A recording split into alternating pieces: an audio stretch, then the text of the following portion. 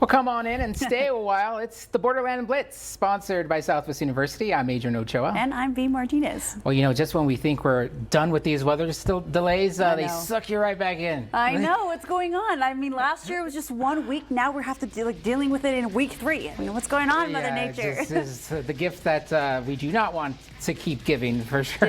Yeah. Things are getting interesting this week, though, because it's the start of district play for District 1-4A Division 1 and also for District 1-5A Division 2. And that's where our game of the week will take us. A district clash between two undefeated teams, the San Elizario Eagles taking on the Isleta Indians. And over in the West El Paso, the Franklin Cougars welcomed a team from Lubbock tonight, the Monterey Plainsmen. And also an East Side showdown between the Pebble Hill Spartans and the America's Trailblazers. Let's go ahead and kick things off with our game of the week. San Elizario, Isleta both entered tonight's game 2-0, but this game carries a lot more weight as it was the start of district play in 1-4A Division 1. So who would get their first district win tonight? We go to Isleta High, Hutchins Stadium, and Isleta firing right out of the gate. Isleta's Rodrigo Martinez passes it here to Armando Guzman right in the end zone. Just like that, it's 7-0 Isleta, but the Indians weren't done yet. This time they're going to hand it off to Ruben Horado. Made it 14-0 Isleta. And Martinez, this time he's going to go back to the air. He's going to air it out to Armando Guzman. And Armando Guzman, welcome to End Zone City. 21-0 Isleta. And they just kept piling it on B today. This Martinez looking, and this time he's like, you know what? I could just do it myself. Take it to the house. Made it 28-0 Isleta. Final score from this one. It was a shutout. Not as good as we expected, but this is what district play is all about. Isleta making a statement on their first game in district play. 56-0 was the final. Well, let's hear from those Indians and head coach Joe Martinez. We're just, I think our kids came out fired up for homecoming, and we have a good football team. The kids are bought in to our philosophy, our discipline, and besides that, we got some talent, so it goes a long way. Hey, we all came together, we all played our game, we all did our part, we did our job, what they were going to tell us to do, and we did it. Big congrats to Isleta. Also, it was their homecoming night. And I want to also give just a shout out to San Elizario. They did tape me up earlier today. I'm still taped up, feel pretty good, but they prepped me for a long night of high school football. We're going to move on over at SAC number 2. It was a clash between two teams coming off their first win of the season last week. Bel Air taking on Socorro, who would keep the momentum going here in the second quarter. The Highlanders quarterback Angel Dominguez with the keeper and gets them to the 10-yard line. The Dominguez with a shotgun pass. It's intended for Marquette Beard, but Socorro's Nathan Marquez snags the INT inside their house. Late in the second, the Bulldogs quarterback Antonio Montez.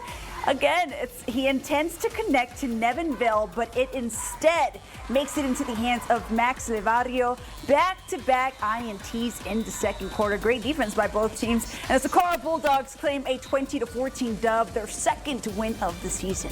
And right next door at SAC 1, it was the Pebble Hill Spartans taking on the America's Trailblazers. Both teams entered the game undefeated 2-0 here in the second quarter. Joaquin Hernandez runs it near the 5-yard line. Later in that same drive, Emiliano Gonzalez dishes it to Maurice Edwards for a trailer touchdown. They gain a 7-3 lead with that play right there. But Pebble Hills, they're going to answer back late in the second quarter. Joe Fernandez with the dart to LJ Bailey. He had 2 touchdowns this night, and the Spartans take a 10-7 lead. They entered the half up 17-7 in Pebble Hills. They get the win 38-7 in the end. The Spartans keep on rolling, 3-0. Impressive today. Well, these next 2 games featured El Paso schools taking on teams from out of town. We'll go ahead and start in West El Paso, where the Franklin Cougars played host to the Monterey Plainsmen, and that's a team all the way from Lubbock, more than a 5-hour drive for them. The Cougars with the home field advantage, though, looking to rebound after that loss to Del Valle last week. First play from scrimmage for Monterey, and Franklin's defense comes up big. The pick by Ray Packer. And the Cougs gonna waste no time cashing in as they'll give it to Ernie Powers and run, Ernie, run. Nothing but green turf in front of him. He'll take it to the crib to put the Cougars on the board, 7-0. Then in the second quarter, there's another big play from Franklin's defense. The ball gonna get tipped, and it's right into the arms of Tyson McDavitt, coming right at you. Had to back up a few there, and gets pushed out of bounds. Great play, but Franklin was unable to get any points off of that turnover. Monterey, meanwhile, finally going to hit pay dirt. Jonah Reed to Cam Taylor, and he's off to the races. Touchdown, Plainsman ties the game at 7 apiece. But Franklin's going to answer right back, and guess who they're going to go to on their next drive? Knocking on the door, they're going to give it to Mr. Powers, and he'll power his way into the end zone. Count it. Cougs break the deadlock, 14-7, and they put it away there as Franklin comes away with the 49-42 win over Monterey. A close one down the stretch, but Franklin coming away with the win to improve to 2-1. We'll next head to East El Paso, where the Eastwood Troopers welcome the Odessa Broncos to Trooper Stadium. Before we get to those highlights, though, my buddy Mikey had a message for me. I'm really happy for you on your channel on ABC7. I was going to be there. Thank you, Adrian. Awesome stuff. I did a story on him a few years ago. But check out the highlights here. The Troopers looking to get their second win of the season. That was the pass from quarterback Kingston Jeffries to Jude Walker. He'll take it to the house. Odessa's Andrew Rios, though, going to make a big play here for the defense with the INT. We're going the other way. And Odessa, nice play right here.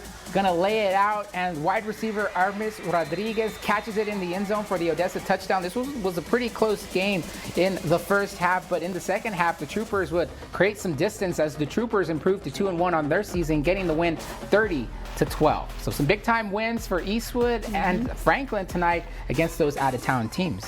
And Eastlake, they were on the road tonight taking on the Liberty Hill Panthers. This game was played in Andrews, and Liberty, they get the win 33-20.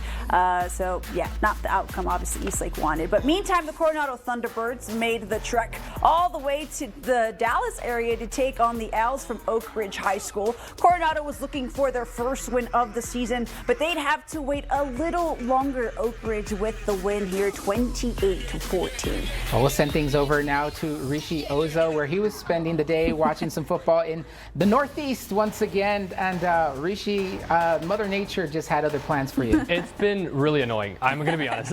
Over the last 3 weeks, we've been having issues all throughout with the rain and with the thunder, and it definitely made its way up to the Northeast for some games. It cut off some games before I could even see the finish, but I started over at Irvin High School to see the Chapin Huskies play the Horizon Scorpions, and the Chapin Huskies, they're looking for their first win on the season. Scorpions also looking for their first win on the season. This was a defensive battle to start off. Horizon on their first drive of the game, and it's going to be a sack to send things back over to the Huskies. But the Scorpion defense is going to hold. On fourth down, they're going to get a sack of their own, holding the score. Scoreless is 0-0 halfway through the first, but the Huskies don't stay down for long. Davion Singleton moving so fast, my camera can't even keep up with him. A huge gain to set Chapin up inside the 10-yard line. And take a look at the nice little celly right there. That's right, first down. And on the very next play, the UTEP commit is going to get into the end zone. That made it 7-0 Huskies at the end of the first quarter. Horizon trying to respond, though. A little flip pass here from Jose Castillo to Bruce Potter.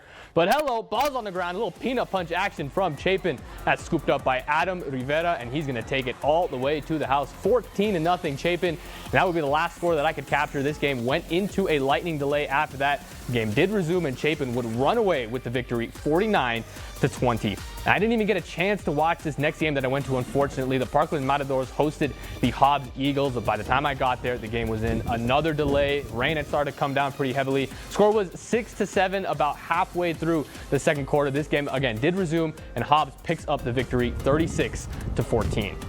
Well, another night with rain making an impact, unfortunately. Hopefully we can get a day with just no issues, no rain, no Mother Nature. But being Agent, I'll send it back over to you guys. Yeah, that highlight from the Parkland game made it seem like as soon as you got there, people were leaving. They were just like, oh, Rishi's here, we're taking off. They knew it. They saw me and they were like, I made it look time to get out of here.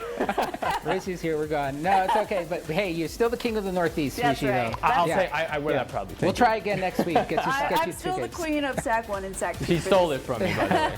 All right, well, we want to remind you that you can watch Borderland Blitz on the KVIA ABC7 CTV app. It's available on Roku, Fire TV, and Apple TV. You can rewatch the Borderland Blitz if you want to relive the action, or if you just missed it, you want to week 1 or week 2, you can go ahead and replay it. Well, we got plenty more to come on the Borderland Blitz. District play began tonight in 1-5A Division 2. Could Del Valle keep their winning ways going against El Paso? Then we'll turn our attention back to 1-4A Division 1, where Clint hosted Riverside tonight. We'll also, of course, have the War of the Week right after the break.